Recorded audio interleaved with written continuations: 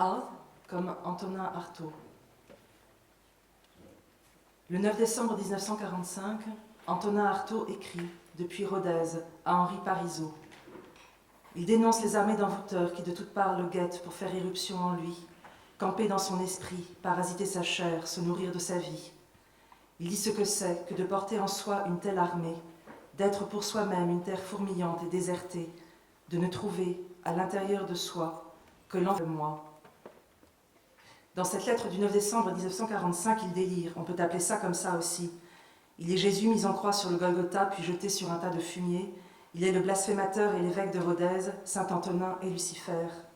Et dans les cahiers qu'il noircit cet hiver-là, il se proclame, en outre, père, mère, homme, femme, matière frénétique de tous les engendrements, matrice de filles innombrables.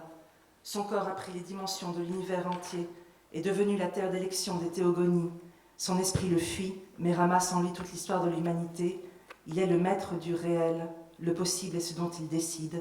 L'infini lui obéit car, dit-il, le réel comprend pas. Il est le réel lui-même, sonore, débordant, pulsatile. Qu'il soit aussi Antonin Artaud, Monsieur Antonin Artaud, né à Marseille le 4 septembre 1896 pour être précis, il le signale encore, mais c'est de peu d'intérêt. Une idée de derrière la tête, une thèse périmée. En revanche, il est une chose qu'il sait, qui surnage dans ce naufrage, une vérité calme et limpide à laquelle on sent, lorsqu'il l'énonce, qu'il peut, pour un instant au moins, s'arrimer. Je suis un grand poète, et c'est tout. En cet hiver 45, voilà 8 ans déjà qu'Artaud est interné. Il est passé par l'asile de Sotteville-lès-Rouen, par Sainte-Anne, où Lacan l'a jugé fixé dans son délire, incapable d'écrire à jamais, par Villévrard, où il a été transféré du quartier des agités à celui des épileptiques, du quartier des épileptiques à celui des gâteux, du quartier des gâteux à celui des indésirables. À Rodez, où il arrive en février 43, à demi-mort de faim et vêtu comme un clochard, il parle de Dieu avec le docteur Latrémolière, de poésie avec le docteur Ferdière, il traduit Lewis Carroll, fait des génuflexions dans la cathédrale, crache et se signe sur le passage des femmes enceintes. Il subit aussi 1200 électrochocs en 3 ans. De ces séances, il sort brisé, plus d'eau ni de contour, un corps sans nerfs, une tête sans sang, un état flaque.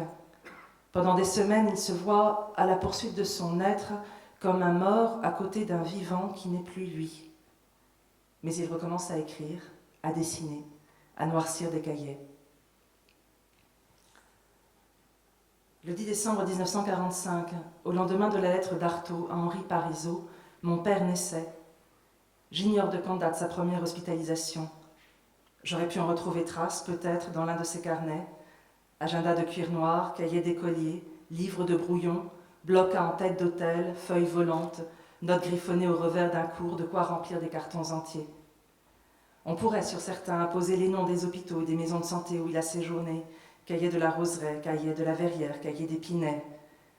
Mon père n'était pas un grand poète, et c'est tout. Il n'a pas inscrit sa souffrance en beauté et en puissance, sa folie en génie, inventé une langue de sacre et de massacre. J'ai lu quelques-uns de ses cahiers, je les ai oubliés.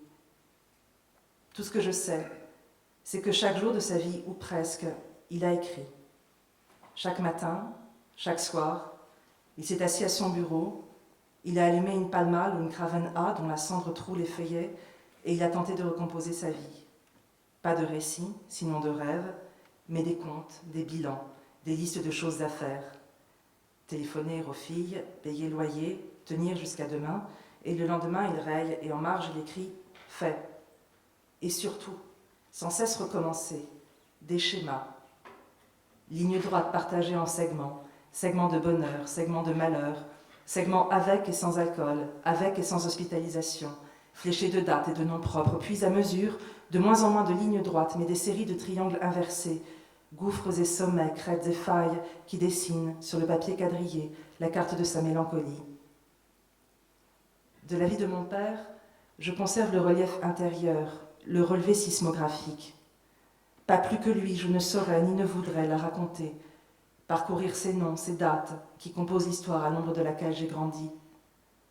Je peux en suivre du doigt la géographie accidentée, la géométrie inexacte. Je sais qu'elle dessine la part d'ombre, le négatif de ma vie. Qu'aux failles correspondent ses absences et que, même à distance, j'y étais avec lui engouffré. Pas plus que lui, je ne sais qui il était. Tout ce que je sais, c'est que chaque matin, chaque soir, quand il ouvrait ses cahiers, c'était cela qu'il cherchait. Ces lignes innombrables, ces caractères élégants, réguliers même dans les pires moments, tissent le filet où il cherchait à s'attraper, tant de la toile dont il était le centre absent. C'était cela qu'il cherchait, se saisir, s'attraper, se mettre la main au collet. On raconte, je ne sais plus où, cette histoire du golem, qui parce que chaque matin il oubliait où étaient ses vêtements, décide un soir de noter leur emplacement. Au réveil, il parvient enfin à remettre la main sur chacun, passe pantalon, veste et chapeau, mais soudain il s'aperçoit qu'il lui manque encore quelque chose. Moi-même, se demande-t-il soudain, où me suis-je laissé? Où suis-je donc? Voilà, je crois, ce que faisait mon père chaque matin. Il attrapait cigarettes, stylos et cahiers, et il se demandait où il s'était laissé. Il tendait la main, saisissait des défroques, des costumes rapiécés, des manteaux d'arlequin. Sur la page blanche surgissaient les masques de sa scène intérieure, un peuple nombreux, bariolé, titubant, le fils prodigue et l'amoureux éconduit, le clown et le pirate, le flic et le truand, le moine et le débauché, le bourgeois et le clochard, le sage et le fou. Mais lui, dans tout cela, il n'y était pas. Parfois aussi, il tentait un portrait. Il énumérait ses qualités, nom, prénom, date de naissance, profession, signe particulier, puis il s'arrêtait net, comme s'il n'y croyait pas. Lui-même, où s'était-il laissé? Où était-il donc?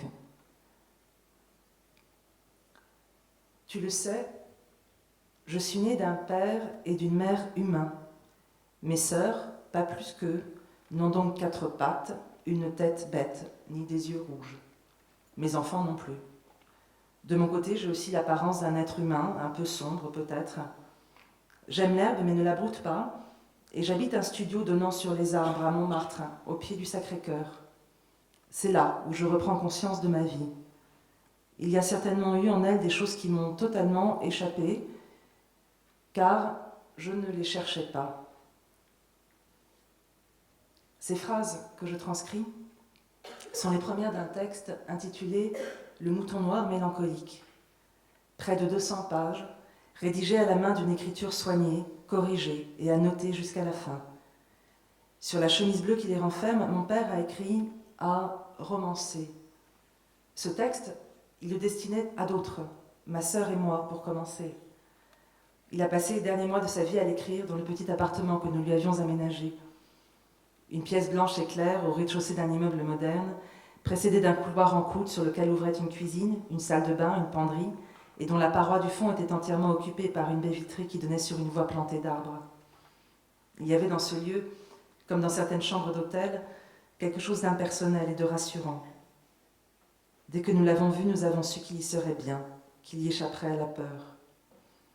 Nous y avons installé les meubles et les bibelots rescapés de la vente à Drouot, une grande bibliothèque où tenaient ses livres de droit et les cartons remplis de ses cahiers, un divan et un bureau, des tapis usés, une console Empire, les tableaux de mon grand-père, une photographie en noir et blanc de la Malouinière de Saint-Méloire-des-Ondes, les reliques d'une dynastie de notables qui recomposeraient autour de lui le décor d'une vie respectable, lente et feutrée. Les psychiatres l'ont autorisé à quitter la clinique où depuis 1 an il était enfermé. Il allait pouvoir recommencer à vivre. C'est dans cette chambre qu'il est mort, 9 mois après. Tout de suite, il s'est approprié cette nouvelle scène. Et durant ces 9 mois, le temps d'une gestation, il s'est inventé un nouveau rôle. Il avait été le malade, il serait le médecin. Il avait été le fou, il serait le sage. Il s'est remis à lire. Pas de romans, mais des essais, Saint Thomas et Hannah Arendt, Jung et Plotin. Ce sont les névrosés qui lisent des romans, m'avait dit un psychiatre rencontré peu après sa mort. Les psychotiques préfèrent la poésie et la philosophie. Ils creusent plus loin dans le réel. Lui-même, dans sa chambre blanche, il se rêvait penseur, moine savant.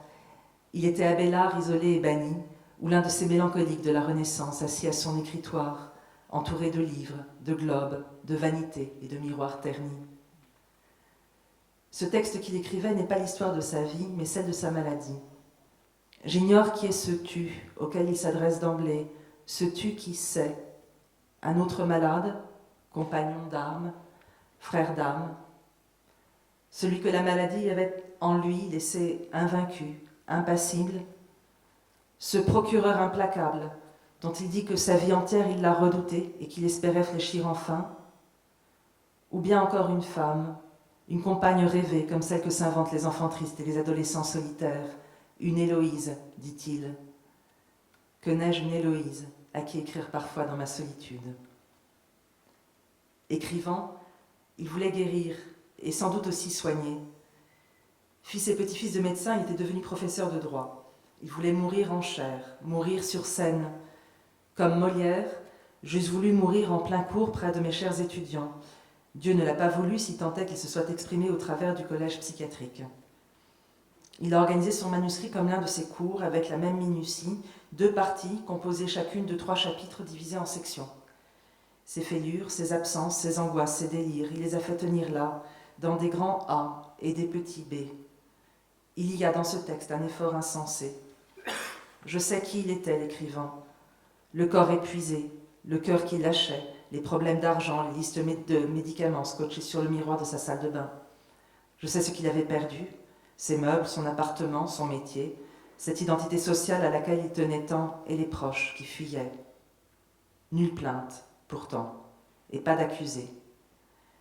Mais un effort insensé pour rejoindre en lui, par-delà les ruines, celui que la maladie avait laissé intact, encore capable de comprendre, de penser, d'écrire et d'espérer. Cet effort, je le mesure à certains arrangements, certains décalages, certains mensonges, à ce qui, dans son texte, est déjà romancé. Ainsi, il n'habitait pas à Montmartre, au pied du Sacré-Cœur, mais bien plus bas, dans une petite rue qui donne sur la rue des Martyrs et d'où l'on aperçoit, c'est vrai, le Sacré-Cœur, mais loin, au-dessus des toits.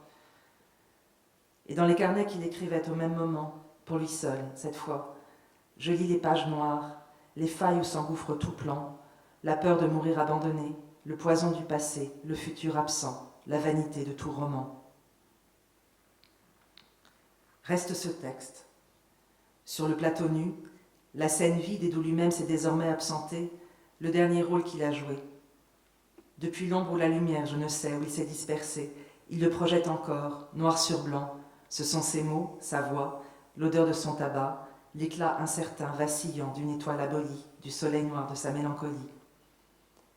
Sur la chemise qui renferme son manuscrit, il a écrit « à romancer » et à côté un sous-titre qu'il a ensuite rayé, « un spectre dérangeant ». C'était sa maladie qu'il nommait ainsi.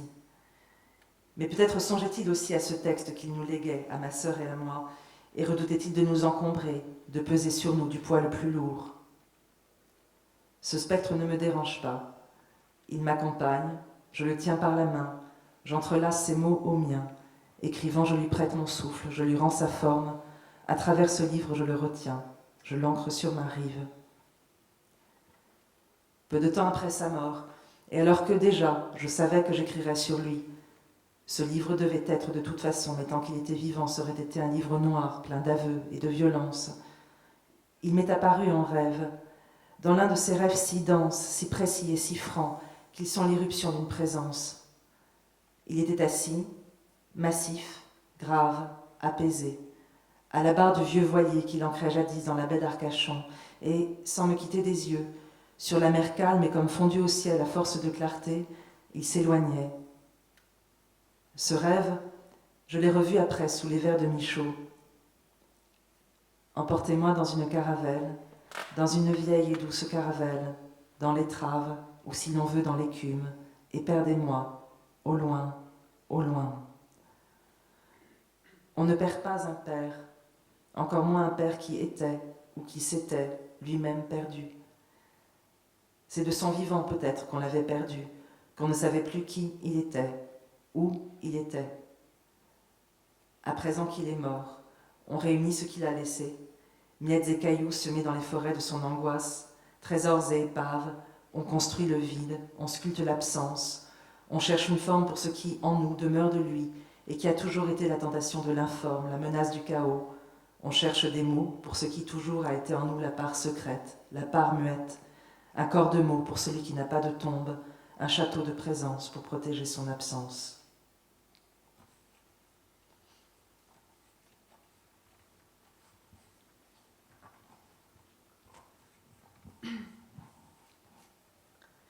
C comme clown.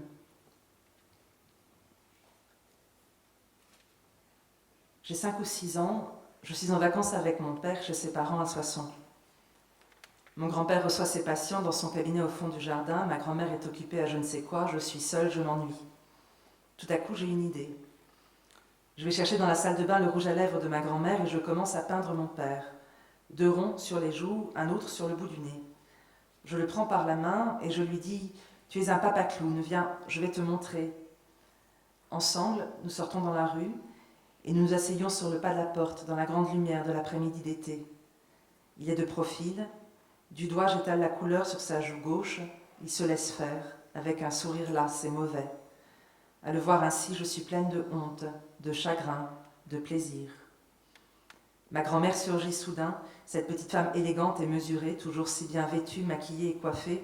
Pour la première fois, je l'entends hausser la voix, d'un ton sans réplique. Elle m'ordonne d'arrêter ça tout de suite, de rentrer à la maison. 25 ans après, alors que ma grand-mère était morte depuis longtemps, mon père est retourné vivre, ou plutôt cessé de vivre à Soissons. Il s'est installé avec son père dans un appartement. Après le départ puis la mort de celui-ci quelques mois plus tard, il s'est fait hospitaliser dans une clinique située juste en face de la maison où il avait grandi. C'est alors qu'a commencé sa grande dérive. Je prenais des taxis pour ne pas revoir seul les environs. J'offrais des verres à des piliers de bar en échange de quelques paroles. J'attendais je ne sais qui, pour je ne sais quoi, à une terrasse ensoleillée. J'avais perdu mon identité et d'ailleurs mes papiers. Le droit dont je suis férue n'avait pas suffi à me rappeler à la citoyenneté. J'étais out of laws. Je m'asseyais devant le palais de justice où j'avais fait un stage jadis. Un jour, je me suis acheté un balai et j'ai balayé les marches du palais. Chaque âge a ses plaisirs, dit-on, et celui, inconscient, de faire le clown dans la ville où mon père avait fait carrière manifestait ma tristesse. On dit aussi que les clowns sont tristes. Je n'eus aucun plaisir à faire ce clown-là, et je pense qu'aucun code social ne s'attache au chagrin qui rend fou.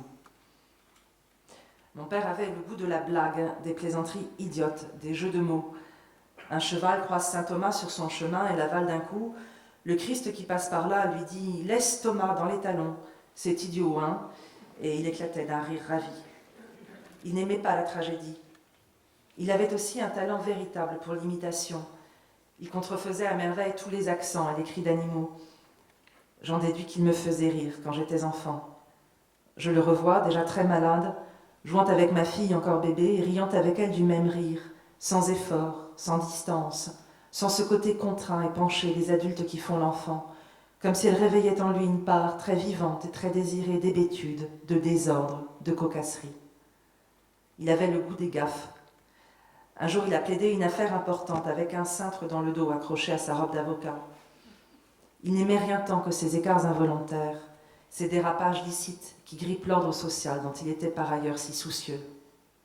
À la fin de sa vie, dans la petite chambre blanche, il se rêvait moine savant, homme de l'ombre et clown aussi. Ma petite fille est allée au cirque dimanche et j'ai pensé, pourquoi pas clown ? Ce n'est pas socialement inacceptable. Dans un joli morceau de roulotte, aller de ville en ville, faire rire les enfants et dormir jusqu'au lendemain. Mais c'est un fantasme, je le sais, même si autrefois je conservais un nez de clown dans un tiroir de mon bureau d'avocat. Si un client était venu me raconter des histoires, j'aurais mis mon nez et demandé « Vous me prenez pour un clown ?» Je ne l'ai jamais fait. On perd sa clientèle et on nuit à sa réputation avec de tels procédés. Ce nez de clown dans son tiroir, c'était, diable dans une boîte, son désir violent d'inverser les rôles, de bousculer les codes, de moquer les dignités. Mais il le conservait serré, bouclé au fond du tiroir, et, costumé de gris, il faisait l'avocat, traitait ses dossiers, recevait ses clients, corseté par la réputation à sauver, le rang à tenir. Il jouait son rôle. Il adoptait les façons d'être, de parler de son entourage, juriste, sénateur, homme de pouvoir, tout épais d'importance, confus de suffisance. Il y mettait le même talent, la même plasticité, cette inconstance qu'Aristote donne pour caractéristique du mélancolique, qu'a imité, quand j'étais enfant, le cri de la vache ou du cochon. Souvent, je surpris dans sa voix, sur son visage, les intonations, le rictus de tel politicien de droite aperçu la veille à la télévision. Mais ça n'allait pas de soi, ça n'était pas lui. Il y avait un flottement, une distance, une incrédulité. Il jouait le rôle sans l'habiter. Il faisait l'homme de loi, mais il était out of laws. Dans sa famille, on ne jouait pas avec les codes. On ne se préoccupait pas non plus de les justifier. On en héritait et on les transmettait. On était bourgeois sans haine des prolétaires, catholiques sans foi, nantis sans avidité, lettrés sans curiosité. L'essentiel était de sauver la face, ou plutôt la surface. Les meubles luisants de la maison de ma grand-mère, les grands miroirs où se reflétait son beau visage, l'appartement satiné du 7e arrondissement, ou plus tard, elle a hébergé la détresse de son fils. Il y a, en psychiatrie, une maladie que l'on nomme maladie du comme si. Ceux qui en souffrent font comme s'ils n'étaient pas malades, comme si tout était normal, comme si quelque chose existait, comme la normalité. Cette maladie du comme si, c'est d'une certaine façon celle de la bourgeoisie. C'était celle de ma famille paternelle, en tout cas, comme des parents de Fritz Zorn. J'ai découvert Mars dans la bibliothèque de mon grand-père. Zorn est mort du cancer, mon père de mélancolie, mais je me dis parfois qu'il est mort de n'avoir pas eu la maladie du comme si, de n'avoir pas su ou pas pu toujours faire semblant, faire comme si tout allait bien, comme si tout était simple, comme si ce que Zorn nomme le compliqué, le sexe, la politique, la religion, les idées, mais aussi ces ébranlements sombres et somptueux où se fonde une personne, où se décide une vie, devait être rejeté, toujours, dans le silence, dans la prudence. Qui sait si ce nez de clown, pour peu qu'il l'ait porté, ne l'aurait pas sauvé. Un été, j'avais peut-être 7 ou 8 ans, ma sœur 3 ou 4, il a loué une roulotte, une vieille chose brinque-ballante de bois bâché, tirée par une jument qu'on appelait Caline, une vraie roulotte de saltimbanque. Nous sommes partis en balade, je ne sais plus où, dans les Cévennes, je crois. Nous cheminions très lentement sur des petites routes de montagne bordées de prés et de forêts. Le soir, nous nous arrêtions dans une auberge, nous mettions la jument à paître, et au matin, dans l'air limpide, nous repartions, ma sœur et moi perchés sur le siège du cocher dans nos salopettes à pattes d'éléphant et nos chemisiers bariolés, mangeant des glaces et chantant à tue-tête les chansons qu'il nous apprenait, Brel, Brassens, lui devant, précédant la jument avec un seau d'eau ou un peu de foin pour la faire avancer, riant avec nous dès qu'elle s'arrêtait. C'était à la fin des années 70. Il était jeune et mince, il portait une moustache et une veste en jean. Je me demande même s'il n'avait pas emporté sa guitare. Ce dont je me souviens, c'est que cette semaine-là, tout était réussi, et de ma joie inquiète, et de mon incrédulité. C'était cela, peut-être, qu'il lui fallait. Arracher l'ancre, larguer les amarres, quitter les regards, prendre la route avec pour seule compagnie une vieille jument paresseuse et 2 petites filles hilares et débraillées. Son masque, pourtant, il y tenait, à moins qu'il n'ait été tenu par lui. Quand j'ai appris que masque en latin se dit persona, j'ai aussitôt pensé à lui. Un instant, j'ai cru comprendre son anxiété des codes, de l'ordre, des hiérarchies. Si s'escrimaient ainsi à jouer les grandes personnes, c'est peut-être que sous son masque, il n'y avait personne. Et ce personne-là, ce n'était pas l'anonymat salvateur et rusé d'Ulysse, mais un vide, une béance. S'il avait tombé le masque, alors on se serait peut-être aperçu que le roi est nu.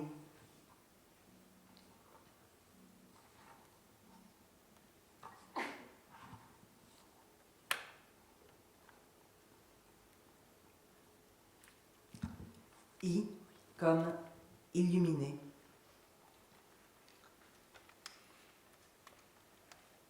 Dans le manuscrit de mon père, il y a 15 pages écrites par moi, ou plus exactement, 15 pages réécrites par lui. C'est, dans la deuxième partie, un chapitre intitulé « L'héritage moral ». Mon père y parle d'un texte très ancien, un texte grec, un traité de Plotin, plein d'ellipses et d'impatientes enquêtes. Dans ce texte, il est question de l'âme et du corps qui s'intéressent encore à ça, de l'âme qui, parce qu'elle confond sa vie avec celle du corps, s'entrave et s'obscurcit et meurt comme meurent les âmes, de l'animal qui est en nous ce qui souffre et jouit, des plaisirs purs de l'âme impassible et impeccable, du moi aussi, de ce moi que Plotin nomme le nous, car, dit-il, nous sommes plusieurs, à la fois l'animal qui souffre et jouit, et l'âme impassible et inaltérable, à la fois le Dieu et l'animal. Pendant des années, ce texte m'a accompagné. Je l'ai traduit, commenté, et quand il a été publié, je le lui ai apporté à l'HP. À chaque visite, je le voyais sur sa table de chevet, parmi les romans qu'il ne lisait pas, les journaux qu'il n'ouvrait même pas. Puis mon père est sorti de l'hôpital, il a commencé à guérir, il a recommencé à lire. Abélard s'est guéri de son chagrin par sa passion de l'étude. J'ai, Dieu soit loué, cette passion-là mal refoulée, même si jadis je ne pensais même plus. Ces passions-là alimentent la pensée, et pour les malades dominent ce qu'on appelle la rumination, ou ce que Jung qualifie d'oscillation circulaire du maniaco-dépressif. C'est ainsi, de l'autre côté, lors de mon premier week-end de vie libre, que je sentis l'importance de la question morale. Et ce fut comme une lumière noire qui jaillit des cartons que j'ouvrais en retrouvant mes livres. Un soir au téléphone, il m'a dit « Je suis en train de lire ton Plotin, tu sais, c'est passionnant, c'est exactement ça. On est plusieurs, c'est vrai, on ne sait pas qui l'on est, même si dans le rêve, parfois, on les retrouve, ces autres moi. » Ce texte inquiet, elliptique et heurté, tissé de beautés lointaines et d'idées dont on a depuis longtemps perdu la clé, ce texte que personne dans mon entourage n'avait lu, on me remerciait poliment et on le refermait vite, accablé. Ces 11 pages de grec labile et tortueux, dont j'avais scruté le moindre mot, en proie à une fascination que par crainte de l'affaiblir je ne voulais pas formuler. Ce texte, pour lui aussi, portait une vérité, la même, peut-être, que j'y cherchais. La foule que chacun clôt et recèle, l'incapacité à se saisir, à coïncider avec soi-même, la conscience qui dilue et fragmente, et ces moments où, ravi à soi, on a le sentiment de s'appartenir enfin, dans une présence pleine, muette et irréfléchie, aux autres et à l'être. Et j'en venais à me dire que cette vérité était la sienne, peut-être, que ce texte cryptait, c'était ces oscillations de l'ange à la bête, de la joie à la souffrance, l'une et l'autre démesurées, sa multitude intime et son moi toujours échappé, la formule même de sa mélancolie.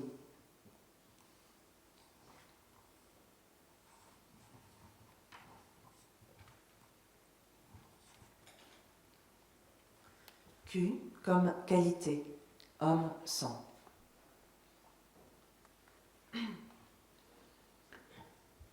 À la fin de sa vie, mon père voulait être rien, c'est-à-dire qu'il voulait être seulement, ôter ses masques, dépouiller ses défroques, renoncer au rôle, au personnage que sa vie entière il s'était épuisé à incarner, se défaire des qualités qu'il avait une à une revêtues, cherchant celles qui le définiraient, lui donneraient forme et contenu, le changeraient enfin en sa propre statue, une silhouette de marbre aux contours nets, aux arêtes tranchées, une personne, un homme fait, un homme de qualité, de ceux qui arpentent les rues dans la grande lumière de midi sans jamais se demander pourquoi ils sont eux-mêmes plutôt que l'ombre qui s'attache à leurs pas. Et ainsi il allait, inscrivant de nouveaux titres sur ses cartes de visite, essayant son nez de clown, ses lunettes d'espion, son bandeau de pirate, sa peau de mouton noir, son tablier de franc-maçon, éternel enfant de 5 ans, jonglant avec les possibles, prenant, devant son miroir, les poses des vies rêvées, cherchant celle qui enfin collerait à sa peau, s'imprimerait sur ses traits, celle dans laquelle sa foule intérieure pourrait se rassembler, dire d'une seule voix « c'est moi ». Mais il avait beau chercher, il ne trouvait pas, car ils étaient trop nombreux les autres qui l'abritaient, trop nombreux à loger sous sa peau, à parler avec sa voix.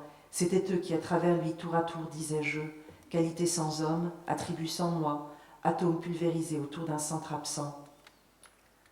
Un jour est venu, ainsi, où il a voulu se débarrasser d'eux, quitte à aller nu, quitte à n'être rien, un homme sans qualité, et même un peu moins, ou beaucoup plus, un homme seulement, qui malgré tout vivait.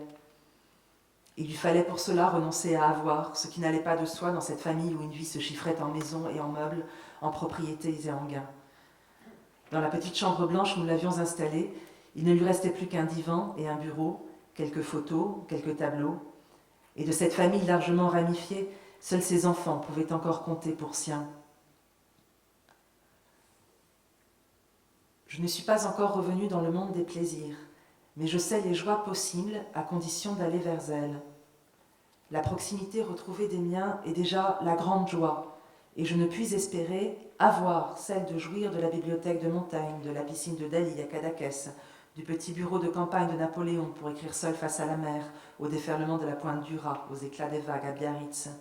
Être À nouveau, le père aimé et estimé trouvait l'amour en étant, une nouvelle fois saisi par lui. Avoir, il m'en faut peu. Être, je dois pouvoir le redevenir pleinement, mais différemment, sans doute. Je ne peux que m'en faire promesse. On pourrait croire, lisant ces lignes, à une histoire édifiante, à un programme de sainteté. L'un de ses amis, retrouvé peu avant sa mort, car il avait retrouvé un ami à la fin, le dernier, m'a raconté des choses ainsi. Mais mon père n'était pas un saint, et ce qui se jouait ces derniers mois n'était pas une affaire de rédemption, de salut, de pardon. Ce qu'il voulait, c'était retrouver la joie, ce qu'il appelle la grande joie. Être seulement, c'est-à-dire être de nouveau traversé par la vie. Je ne sais pas ce que cela signifiait pour lui, car il n'y a rien de plus intime et de plus anonyme à la fois que cette puissance-là, celle qui vous transporte au début de la vie quand les possibles miroitent à l'infini et que l'on retrouve peut-être à la fin quand ils sont épuisés. Je ne sais pas quelle forme elle prenait pour lui, s'il était de nouveau habité comme un adolescent par une vague et violente attente amoureuse, ou de nouveau saisi, comme à la naissance d'un enfant, par une sorte d'amour éperdu et confiant, ou même s'il n'avait plus besoin de tout cela, être de nouveau un père, de nouveau un amant, pour retrouver l'éblouissement, éprouver quand il se levait le matin pour écrire, quand il sortait faire son marché, une plénitude, une légèreté, étrangère à sa mémoire, à son passé, comme au menu fait de sa journée, une joie gratuite, impersonnelle, infondée, de celle qui vous soulève jusqu'à la crête du monde, vous emplisse du désir inlassable de l'arpenter, en marchant, en écrivant, qu'importe. Ce grand, cet ardent désir mêlé de satiété qui est peut-être le sentiment pur de la vie. Je crois aussi, mais je me trompe peut-être, qu'il avait renoncé, au moins dans ces moments-là, non seulement à être quelqu'un, mais à être lui-même, qu'il était prêt à dépouiller non seulement ses masques, ses attributs, ses qualités, mais jusqu'à celui qui les portait, ou à ne plus le chercher, ce moi qui toute sa vie lui avait échappé. Nu, il l'était déjà, et blanchi, épuré, asséché, comme un morceau de bois trop longtemps, trop profond, chahuté par les vagues. Voilà qu'il s'exposait au vide, à présent. Ce vide que toute sa vie il avait redouté, érigeant des barrages de fortune, dressant ses simulacres, noircissant ses carnets, ce vide tout à coup l'emplissait, et il y était bien, il y était en paix, comme proche, enfin, de sa terre promise, de son désert blanc. Pourquoi, aussi, ai-je dans ces circonstances trouvé un peu de paix, à l'abri des guérillas du passé, inconnu de tous, sans étiquette aucune? Cela peut durer des années. J'ignore, là encore, ce qui dans tout ceci est sagesse ou folie. Quand il allait mal, il ne savait plus qui il était, et à présent qu'il ne voulait plus être personne, il recouvrait quelque chose comme la santé, la grande santé, conquise sur les gouffres, l'irrespirable, l'épuisement, celle qu'on ne gagne que pour les avoir traversés, lutter avec l'ange, fréquenter ses démons, rencontrer, ne serait-ce qu'une fois, et quitte à y laisser sa peau, plus grand que soi. Et c'est en elle, peut-être, cette grande santé, que s'estompe la frontière indécise entre sagesse et folie, qu'il n'y a plus sens à distinguer entre celui qui, possédé par un peuple trop nombreux, trop bruyant, s'éparpille, se morcelle, et celui qui, parvenu à force de maîtrise à la cime de lui-même, n'a plus besoin de savoir qui il est. Et je me dis alors que même si, pas plus qu'un saint, ni un sage, mon père n'était un génie, il a eu en partage une expérience rare et précieuse, que pour n'avoir jamais fait bloc avec lui-même, pour avoir connu la douleur et la joie de cette extase, il est venu très près de ce dont portent témoignage quelques livres noirs et lumineux, et le sien, obscurément aussi.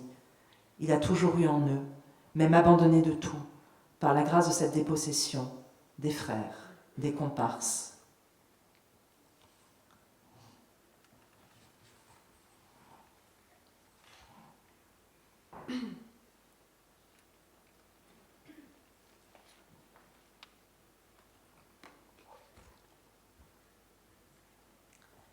Z comme Zelig.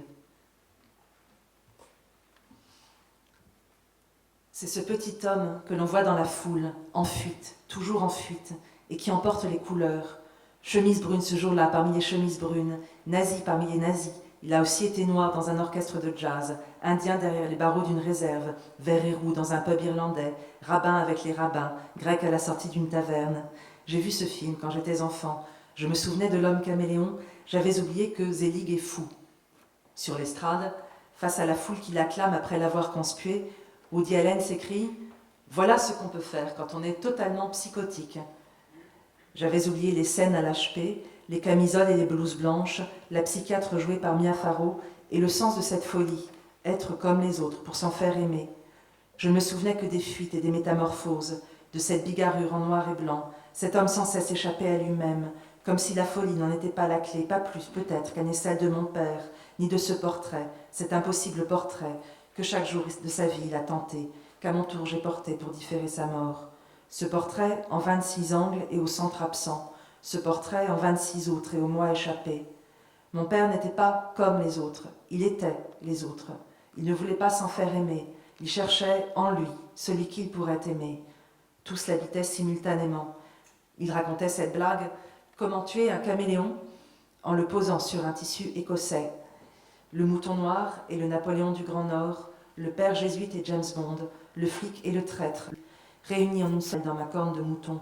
Mais lui manque encore la présence qui les réunissait, le corps qu'ils habitaient, la voix, le rire, le regard qui les animait, tout cela que je ne peux ni rappeler, ni épeler, dont aucun mot ne porte trace, mais seulement, fixe et froide, les photos que je ne parviens toujours pas à regarder. Il a refusé la tombe, la pierre, le masque de gisant et l'ultime visage. Il a préféré les cendres à tout vent dispersées. Peut-être a-t-il trouvé, dans le désert blanc de la mort, ce que, depuis toujours, il cherchait, le droit, enfin, de ne plus être quelqu'un.